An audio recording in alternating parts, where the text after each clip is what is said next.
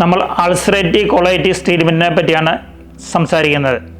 ഓം ശ്രീ സിദ്ധ ഹോസ്പിറ്റലിൽ അൾസറേറ്റീവ് കൊളൈറ്റിസിന് ഏറ്റവും ബെസ്റ്റായിട്ടുള്ള ട്രീറ്റ്മെൻറ്റ് ഉണ്ട്. ഇപ്പോൾ ഇത് ആയുർവേദ ട്രീറ്റ്മെൻറ്റാണ്. പലരും പലപ്പോഴും പറയുന്നത് ഞങ്ങൾ ആയുർവേദമൊക്കെ ചെയ്തു, പക്ഷെ ഞങ്ങൾക്കൊരു ഫലവും കിട്ടിയില്ല, അല്ലെങ്കിൽ ഒരു ചെറിയ മാറ്റം വന്നുള്ളൂ. ഇതല്ല, നമ്മൾ സമയബന്ധിതമായിട്ട് അതിനെ പൂർണ്ണമായിട്ട് മാറ്റാം. അത് പറഞ്ഞു തന്നെയാണ് ചെയ്യുന്നത്. നമ്മൾ വെബ്സൈറ്റിൽ ആ കാര്യങ്ങളെല്ലാം വിശദമായിട്ട് പറയുന്നുണ്ട്. അൾസറേറ്റീവ് കൊളൈറ്റിസ് എന്ന് പറയുമ്പോൾ നമ്മളെ വൻകുടലിൽ ഉണ്ടാകുന്ന പുണ്ണ് അല്ലെങ്കിൽ അൾസർ, അതാണ്. പലപ്പോഴും അസുഖം കൂടി വരുമ്പോൾ ചിലരെങ്കിലും സർജറിക്ക് വിധേയമാവുന്നുണ്ട്.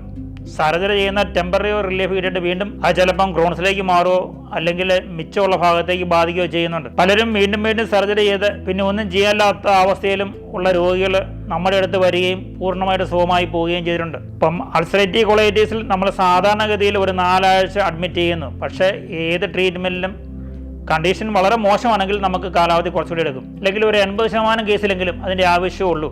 2 ആഴ്ചത്തേക്ക് ആഹാരത്തിലേക്ക് കുറച്ച് നിയന്ത്രണമുണ്ട്. എല്ലാ കൂട്ടമൊന്നും നമ്മൾ തരില്ല. പക്ഷേ എന്നാലും നമ്മൾ സാധാരണ ഫുഡിൽ നോൺ വെജ് ഒന്നും തന്നില്ലെങ്കിലും മിൽക്ക് പ്രോഡക്ട്സ് നമ്മൾ ആഡ് ചെയ്യുന്നുണ്ട്.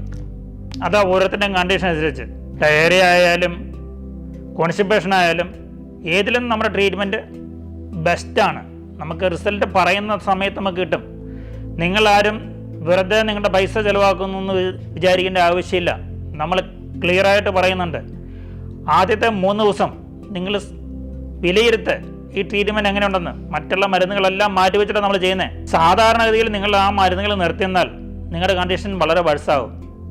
ഇവിടെ നേരെ ഓപ്പോസിറ്റാണ്. നിങ്ങളുടെ കണ്ടീഷൻ ഓരോ ദിവസവും ബെറ്റർ ആവുക. അതാരും നിങ്ങൾക്ക് പറഞ്ഞു തരുന്നതല്ല, നിങ്ങൾക്ക് സ്വയം ഫീൽ ചെയ്യുന്ന നിങ്ങളുടെ സ്വന്തം അനുഭവമാണ്. അതിനേക്കാളും കൂടുതലായിട്ട് ഒന്നും ആർക്കും പ്രൂവ് ചെയ്യാൻ പറ്റത്തില്ല. അപ്പോൾ ആ 3 ദിവസത്തിന് ശേഷമാണ് നിങ്ങൾ പേയ്മെൻറ്റിലേക്ക് പോകേണ്ട ആവശ്യമുള്ളൂ.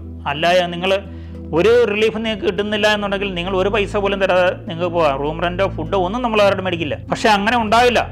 നിങ്ങൾ കൃത്യമായിട്ട് ഞങ്ങൾ പറയുന്ന പോലെ ചെയ്ത് പഞ്ചകർമ്മം ചെയ്താൽ നിങ്ങൾക്ക് ഈ പറയുന്ന റിസൾട്ട് ലഭിച്ചിരിക്കും. അതിന് സംശയമില്ല.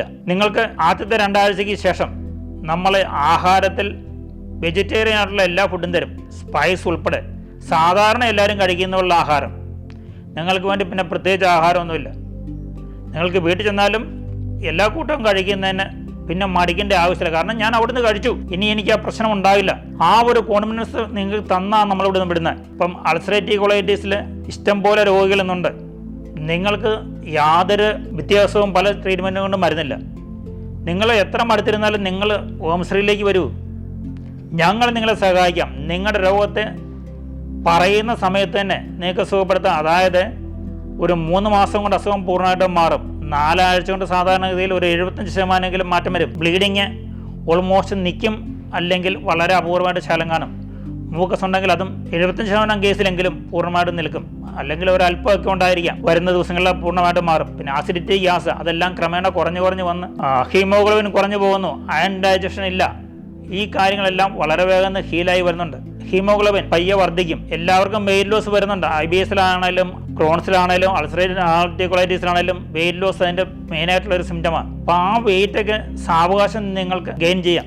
ആദ്യം നിങ്ങൾക്ക് എനർജി ലെവൽ വർദ്ധിക്കും, പിന്നീട് നിങ്ങളുടെ വെയിറ്റ് വർദ്ധിക്കും. ഇവിടുന്ന് തന്നെ എനർജി നിങ്ങൾക്ക് വർദ്ധിച്ചാൽ പോകുന്നത്, നിങ്ങളൊരു നോർമലിലേക്ക് എത്തിയാൽ പോകുന്നത്.